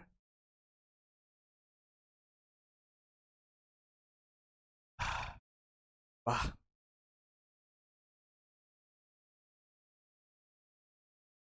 वाह वाह, क्या बात है, क्या बात है, गजब गजब। आए, इधर आइए। अब सर, अब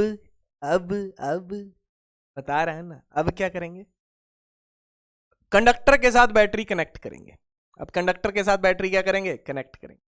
ये कुछ बातें लिखी हुई हैं, इनके बारे में भी मैं आपको बताऊंगा, ठीक है ना।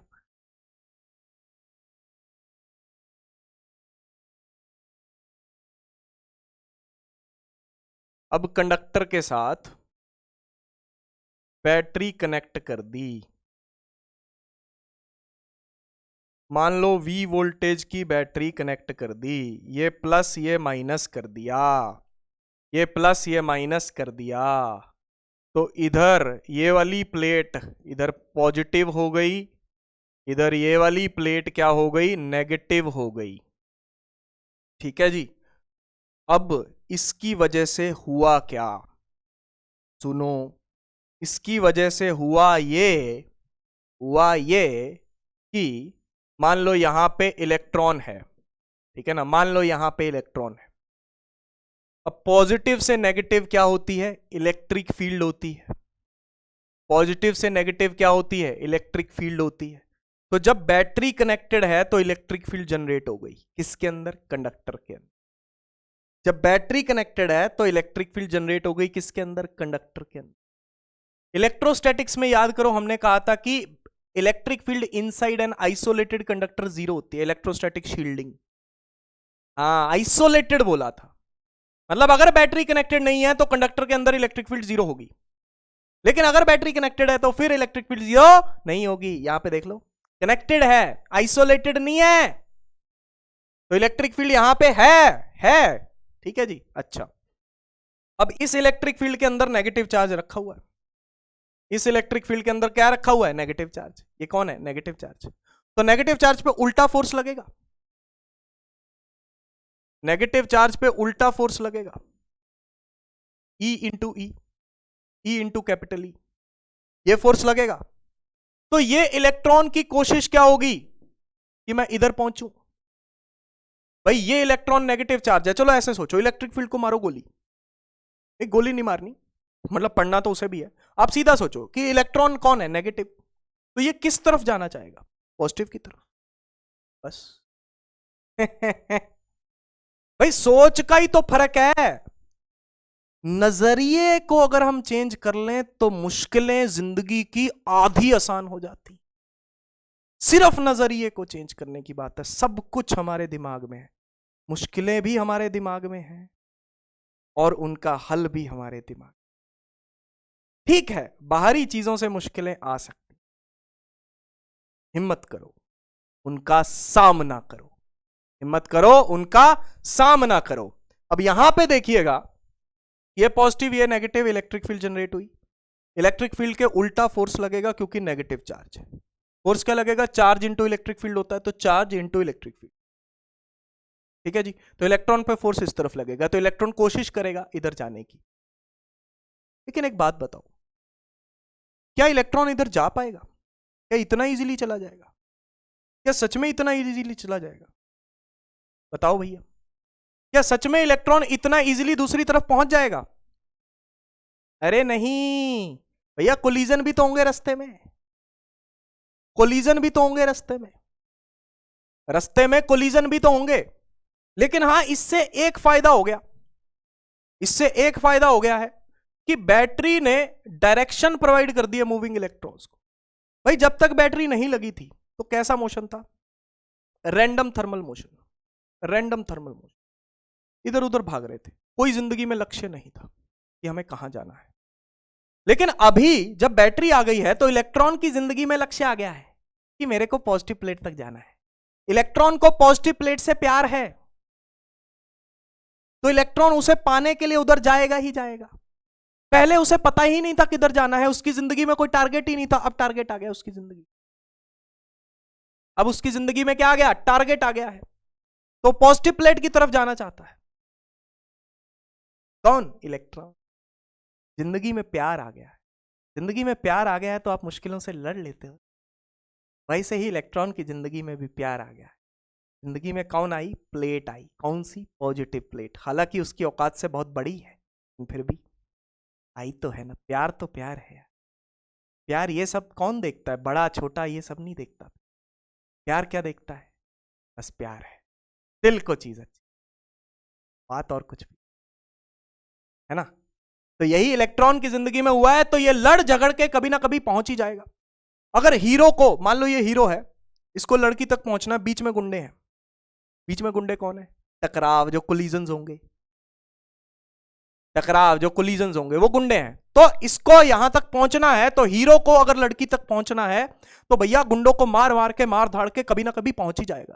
क्योंकि जिंदगी में क्या आ गया? टारगेट आ गया। अब रैंडम मोशन नहीं है। यही चीज यहां पे हो रही है।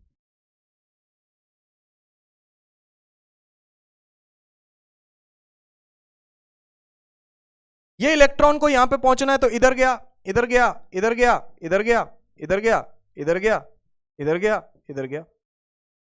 कभी ना कभी पहुंच ही जाएगा। कभी ना कभी पहुंच ही जाएगा। भाई देखो, टकराया, इधर चला गया, फिर टकरा के पीछे भेज दिया गया इसको कि अरे तू किधर जाएगा? इधर आओ ना, चलो उधर, आना नहीं इधर, इधर आओ, इधर आओ। फिर इधर आ गया, फिर उधर चला गया, फिर ऊपर, ऐसे ऐसे करते करते करते करते कभी ना कभी पहुंच ही जाएगा। क्योंकि जिंदगी में टारगेट है, चाहे जितनी मर्जी मुश्किलें आए, जितनी मर्जी ठोकरें आए, पहुंच जाएगा। ऐसा ही आपकी जिंदगी के साथ भी है। टीचर का रोल आपकी जिंदगी में यही है जो इस केस में बैटरी का रोल है। बैटरी इसको क्या प्रोवाइड कर रही है? डायरेक्शन। आपकी जिंदगी में टीचर क्या प्रोवाइड कर रहा है? डायरेक्शन। चलना तो आपको खुद ही है, चलना खुद पड़ेगा, क्वेश्चन खुद सॉल्व करने पड़ेंगे, रात रात भर जाग के प्रैक्टिस करनी पड़ेगी, नींद को त्यागना पड़ेगा। लेकिन मैं आपको क्या दिखा सकता हूं, या आपके टीचर आपको क्या दिखा सकते हैं? डायरेक्शन। या आपको जाना कहां है, रास्ता दिखा सकते हैं। जाना कैसे? जाना आपको खुद पड़ेगा। 90% काम आपका है, 10% टीचर्स का होता है। जितने भी टीचर्स आपको पढ़ा रहे हैं सारे मिलके, बात याद रख लेना। असली मेहनत आपकी होगी। समझे? समझे कि नहीं समझे? तो in the presence of battery क्या लिखा है? अब ये टकरा के कभी ना कभी पहुंच ही जाएगा, क्योंकि बैटरी ने डायरेक्शन प्रोवाइड कर दी, तो जिग-जैग फॉलो करता हुआ चला जाएगा। लेकिन एक चीज और लिखी हुई, in the presence of battery the path between collisions is curved. कह रहा कि भाई अगर बैटरी की प्रेजेंस है ना, तो कोलिजन्स के बीच का जो पाथ है वो स्ट्रेट लाइन नहीं है, वो कर्व्ड है। मतलब कर्व्ड हो सकता है। कैसे सर? बता रहा हूं, सुनो। अगर बैटरी प्रेजेंट है, इलेक्ट्रिक फील्ड इधर है ना, ये पॉजिटिव है, ये नेगेटिव है, तो इलेक्ट्रिक फील्ड की वजह से फोर्स इधर लगा। मान लो इलेक्ट्रॉन की वेलोसिटी इधर है, सपोज करो इलेक्ट्रॉन की इनिशियल वेलोसिटी इस तरफ है, ठीक है ना। फोर्स इस तरफ लगा, E इंटू ई, कैपिटल ई। जिस तरफ फोर्स है उसी तरफ एक्सेलरेशन है, क्यू ई बाय एम होती है। तो मास से डिवाइड कर दो फोर्स को, तो ई बाय एम, ये एक्सेलरेशन है।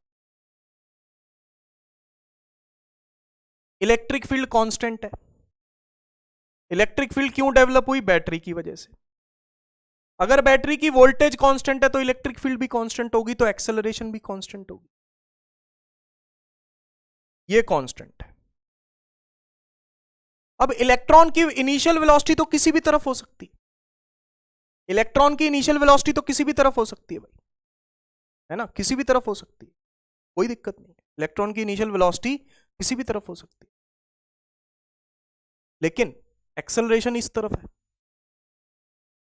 वेलोसिटी तो इधर भी हो सकती है, इधर भी हो सकती है, इधर भी हो सकती है, ऐसे भी हो सकती है, ऐसे भी हो सकती है, ऐसे भी हो सकती है, कुछ भी हो सकता है।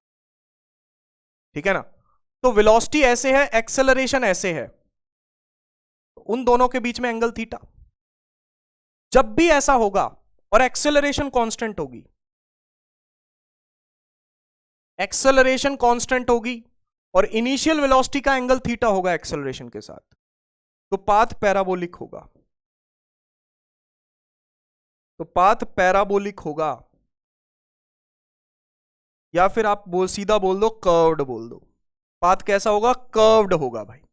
पाथ कैसा होगा? कर्व्ड होगा। मतलब एक्चुअल पाथ इलेक्ट्रॉन का ऐसे जाएगा अगले कोलिजन होने तक, फिर कोलिजन होगा, फिर कर्व्ड पाथ फॉलो करेगा। सर ये कहीं देखा लग रहा है पैराबोलिक पाथ? याद करो, याद करो। अगर u स्पीड से थीटा एंगल से हम किसी चीज को फेंकते हैं और नीचे एक्सेलरेशन ग्रेविटी की होती है, तो इसमें u देखो ऊपर है, एक्सेलरेशन नीचे है, दोनों के बीच में कुछ ना कुछ एंगल बन रहा है, दोनों के बीच में कुछ ना कुछ एंगल बन रहा है। तो ऐसे केस में पाथ कैसा होता था? पैराबोलिक। कैसा पाथ होता था? पैराबोलिक। याद करो प्रोजेक्टाइल मोशन, वही चीज यहां पे है। यहां पे एक्सेलरेशन की वैल्यू बस ये है, वहां पे एक्सेलरेशन की वैल्यू g होती थी, यहां पे एक्सेलरेशन की वैल्यू ये है। समझ में आया? पाथ कैसा होगा? पैराबोलिक होगा, यानी कि दो कोलिजन्स के बीच का जो पाथ है वो यहां पे कर्व्ड होगा।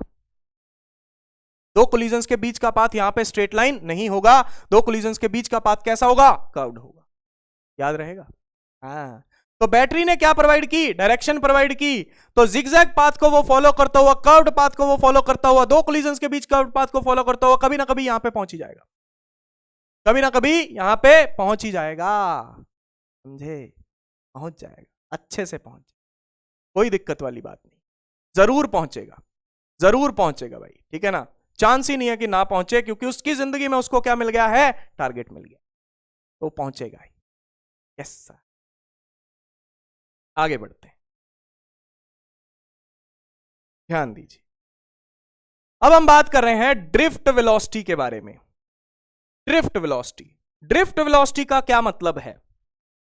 देखो क्या लिखा हुआ है, the average velocity with which the electron get drifted towards the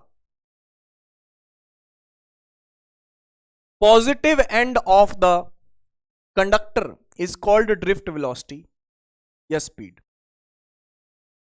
The drift speed is of the order of 10 raised to power minus 4 meter per second. Sir क्या मतलब है इस बात? बता रहा हूं। ये वो एवरेज वेलोसिटी है जिस वेलोसिटी से इलेक्ट्रॉन्स जो हैं वो ड्रिफ्ट होते हैं towards the positive end of the conductor. मतलब सर सुनो,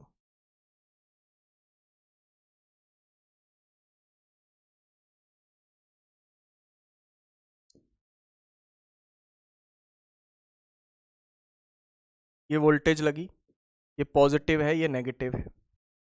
इलेक्ट्रॉन मान लो यहां पे इलेक्ट्रॉन है, ठीक है ना? इलेक्ट्रॉन यहां पे है, तो ये टक्कर खाता खाता खाता खाता कर्व्ड पाथ फॉलो करता करता करता कभी ना कभी यहां पे पहुंच ही जाए। यानी कि ये पॉजिटिव एंड की तरफ क्या हो रहा है? ड्रिफ्ट हो रहा है। कौन है? नेगेटिव इलेक्ट्रॉन है। किस तरफ जाना चाहता है? पॉजिटिव एंड की तरफ जाना चाहता है।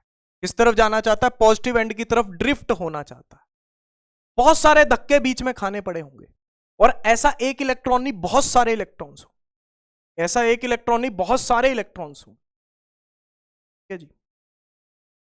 तो जिस एवरेज वेलोसिटी से ये इलेक्ट्रॉन्स पॉजिटिव एंड की तरफ कभी ना कभी धक्के खा खा के पहुंच ही जाते हैं, उस एवरेज वेलोसिटी को ड्रिफ्ट वेलोसिटी कहा जाता है या स्पीड कह सकते। ड्रिफ्ट जैसे गाड़ी की ड्रिफ्ट होती है ना, टायर स्लाइड कर जाते हैं, स्किड कर जाते हैं, वैसे ही इलेक्ट्रॉन ड्रिफ्ट करके यहां पहुंच गए, ड्रिफ्ट करके यहां पहुंच। समझ रहे हो? इसको बोलते हैं ड्रिफ्ट वेलोसिटी।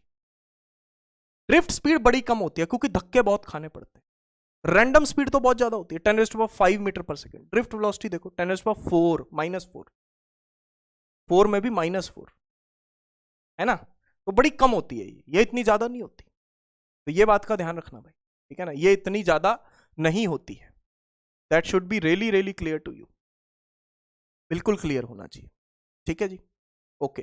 तो ये ऑर्डर जो है इनका बड़ा कम होता है भाई, या ये वैल्यू इनकी बड़ी कम होती है, जिस वैल्यू से ये पॉजिटिव एंड की तरफ ड्रिफ्ट होते हैं, तो इनकी जो एवरेज वैल्यू है उसको बोलते हैं ड्रिफ्ट वेलोसिटी, उसको बोलते हैं ड्रिफ्ट वेलोसिटी।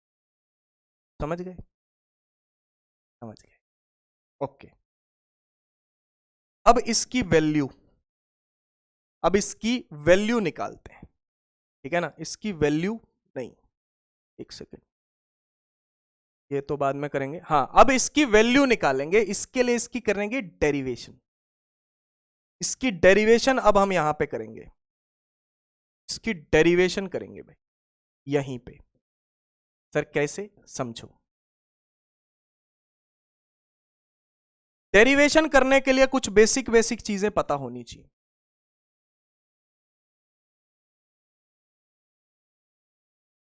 एक वर्ड यूज करेंगे टाउ, टाउ वैसे तो टॉर्क के लिए यूज करते हैं, यहां पे हम टाउ यूज करेंगे average relaxation time, average relaxation time,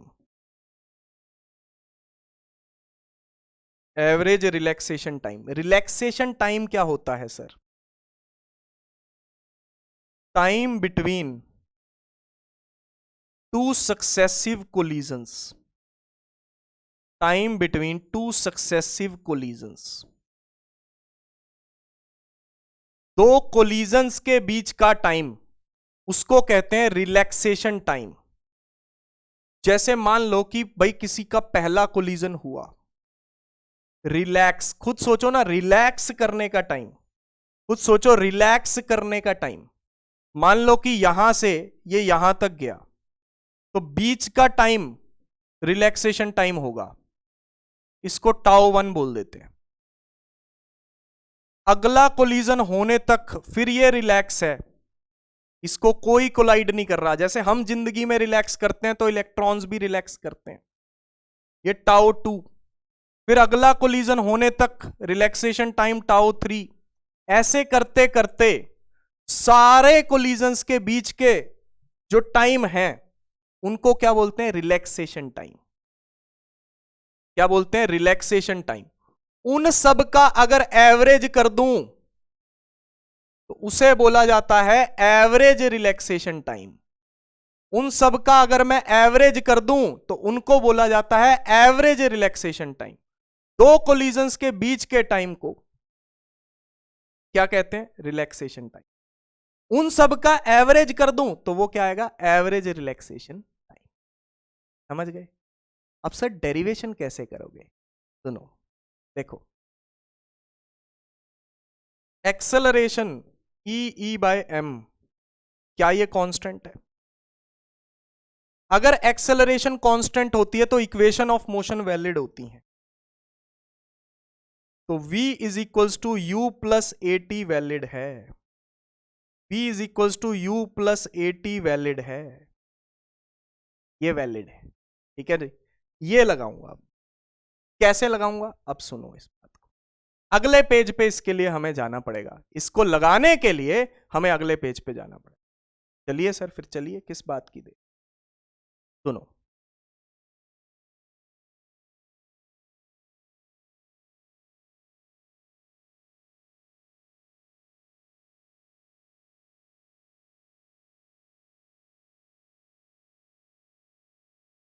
ठीक है, कोई भी जिगजैग ऐसा सा पाथ बना दिया मैंने।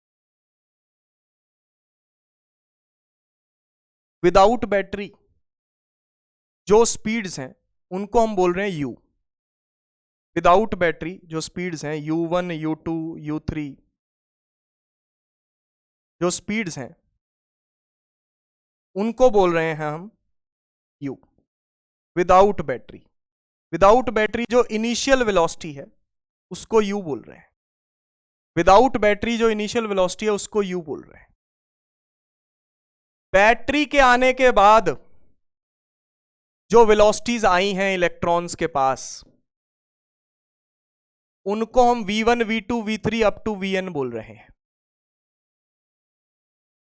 ये बैटरी कनेक्टेड के बाद final velocity with battery connected, final velocity with battery connected, ये फाइनल वेलोसिटी है बैटरी कनेक्टेड के साथ। और tau 1 tau 2 tau 3 tau n क्या है? Relaxation time. क्या है? Relaxation time. ठीक है जी, टाइम है वो। ये कौन सी वेलोसिटीज हैं? बिना बैटरी के। ये कौन सी वेलोसिटीज हैं? With battery. विद बैटरी जो इनकी वेलोसिटीज आ रही हैं, अगर मैं उन सब का एवरेज कर दूं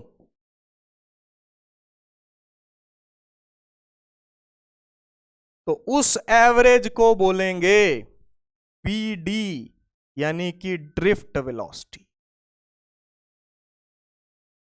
यानी कि क्या बोलेंगे? ड्रिफ्ट वेलोसिटी बोलेंगे भैया। बिना बैटरी कनेक्टेड सबका एवरेज क्या बनता था? 0। Random thermal motion. ये वेलोसिटी किसकी वजह से थी? रैंडम थर्मल मोशन की वजह से थी। इसका एवरेज क्या था? 0। अब बैटरी कनेक्टेड है, फोर्स लग रहा है, एक्सेलरेशन आ गई है। अब इन वेलोसिटीज का एवरेज क्या 0 बनेगा? नहीं। अब इन वेलोसिटीज का एवरेज बनेगा ड्रिफ्ट वेलोसिटी। यही तो इसकी डेफिनेशन थी। ध्यान से देखो, the average velocity with which the electron get drifted towards the positive end of the conductor is called drift velocity या drift speed। बड़ी कम होती है क्योंकि धक्के बहुत खाने पड़ते हैं। स्पीड बड़ी कम है, कछुए की चाल है, लेकिन पहुंचेंगे जरूर, सफलता जरूर मिलेगी। समझ गए? यस सर, समझ गए। ठीक है जी, क्लियर हो गया? यस सर, क्लियर हो गया। V1 V2 V3 up to Vn, तो ये हमारे पास क्या हो गया? VD हो गया।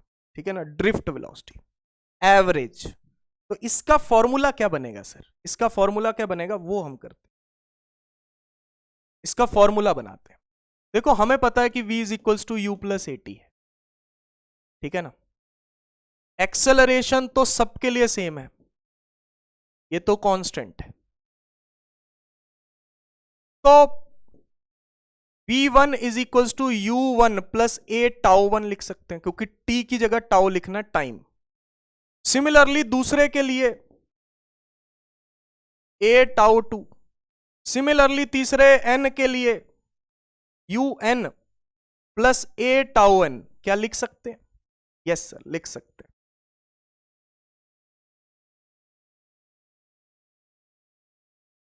मैं आपको एक बात बताना चाहता हूं, ये जो सिंबल है, ये सिंबल यूज किया जाता है एवरेज के लिए। सिंबल यूज्ड फॉर एवरेज, किसी भी चीज का एवरेज शो करना हो तो ये सिंबल यूज किया जाता है। अगर मैं यहां पे ये लगा दूं, देखना,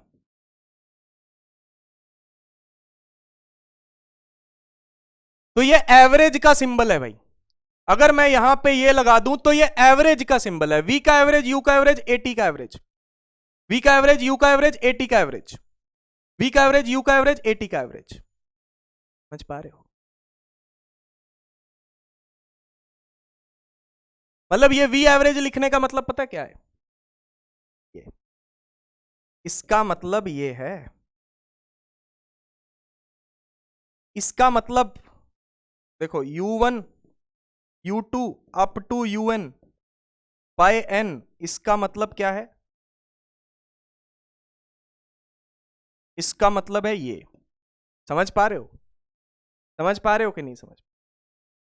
तो अब पूरे का एवरेज लिख लिया मैंने, पूरे का एवरेज लिख लिया भाई। ठीक है जी, ओके। तो जो चीज कांस्टेंट है उसको एवरेज से बाहर निकाल दो। एक्सेलरेशन कांस्टेंट है, उसको एवरेज से बाहर निकाल। ठीक है जी, ओके। इसके एवरेज को क्या बोलेंगे? Drift velocity. इसके एवरेज को क्या बोलेंगे? Drift velocity. कब है ये? बैटरी कनेक्टेड है तब। इसका एवरेज क्या बोलेंगे? 0। एक्सेलरेशन क्या होगी? ये। टाइम का एवरेज क्या होगा? Tau, relaxation time. टाइम का एवरेज क्या होगा? Relaxation time. तो ड्रिफ्ट वेलोसिटी की वैल्यू हमारे पास आ गई E into electric field by mass into tau. ये हमारे पास ड्रिफ्ट वेलोसिटी की डेरिवेशन। अगर वेक्टर फॉर्म में लिखते हैं तो माइनस लगाना मत भूलिएगा, क्योंकि इलेक्ट्रिक फील्ड की डायरेक्शन और ड्रिफ्ट वेलोसिटी की डायरेक्शन ऑपोजिट है। इलेक्ट्रिक फील्ड इस तरफ है और वेलोसिटी इस तरफ हो। समझ पा रहे हो? हाँ, अगर वेक्टर साइन लगाते हो तो माइनस लगाना है। क्या formula? E by m tau, e by m tau, e capital E by m tau, e capital E by m tau, e capital E m by tau. Minus लगाना है तो लगा दो, स्केलर फॉर्म में, vector form. ये किसकी derivation है? Drift velocity की। एक बार दोबारा देख लो, u कौन सी वेलोसिटी है? देखो, डेरिवेशन के टाइम, रिलैक्सेशन टाइम, दो कोलिजन्स के बीच का टाइम, उन सब का एवरेज क्या होगा? Average relaxation time. ठीक है जी। एक्सेलरेशन ये हो गई, कांस्टेंट है। अगर एक्सेलरेशन कांस्टेंट है तो ये वैलिड है। ठीक है जी, ओके। शुरू में बिना बैटरी के एवरेज 0 होता है, ठीक है ना? शुरू में बिना बैटरी के एवरेज 0। बैटरी के साथ एवरेज, उसको बोलते हैं ड्रिफ्ट वेलोसिटी। ठीक है जी, v। ये सिंबल एवरेज के लिए लगाया जाता है। सबका एवरेज कर रहे हैं, ये इसका मतलब ही एवरेज होता है, इसका मतलब ही एवरेज होता है। ठीक है जी। तो ये एवरेज 0, ये एवरेज ड्रिफ्ट वेलोसिटी, ये एक्सेलरेशन कांस्टेंट है। जो भी चीज कांस्टेंट है वो एवरेज से बाहर आ जाती है। टाइम का एवरेज टाउ लिख दिया, वेक्टर फॉर्म में भी लिख दिया। ये फॉर्मूला याद रखना, ये फॉर्मूला क्या रखना है? याद रखना है। Yes sir. आओ इधर। The order of the thermal speed of the free electrons, thermal random thermal speed at room temperature, मतलब रूम मतलब नॉर्मल टेम्परेचर, यही होती थी। याद करो, बहुत ज्यादा थी, 10⁵। यस सर, खत्म question. Order of the average relaxation time, दो कोलिजन्स के बीच का टाइम। भाई इतनी तेजी से कोलिजन्स होते हैं, दो कोलिजन्स के बीच का time, very fast collisions, very fast collisions, ये होता है टाइम 10⁻⁻14 सेकंड। बहुत कम टाइम होता है। लर्न करना है, ये याद कर लो, ये ठीक है ना? लर्न कर लो, ये याद कर लो, ठीक है ना? जैसे मैंने आपको बताया था, number density, number of free electrons per unit volume 10⁻29 या 10⁻28, उसी तरीके से ये भी याद रखना है। ठीक है जी, ये भी याद रखना है, ये भी याद रखना है। ठीक है जी, हाँ। तो एवरेज रिलैक्सेशन टाइम याद रहेगा। तो याद कौन सी वैल्यूज रखनी है? नंबर डेंसिटी 10⁻28 या 10⁻29 per metre cube. Thermal speed, thermal speed approximately 10⁵5 metre per second. Drift speed approximately 10⁻⁻4 metre per second, अभी बताई थी, देखो यहां पे बताई हुई है। ठीक है जी।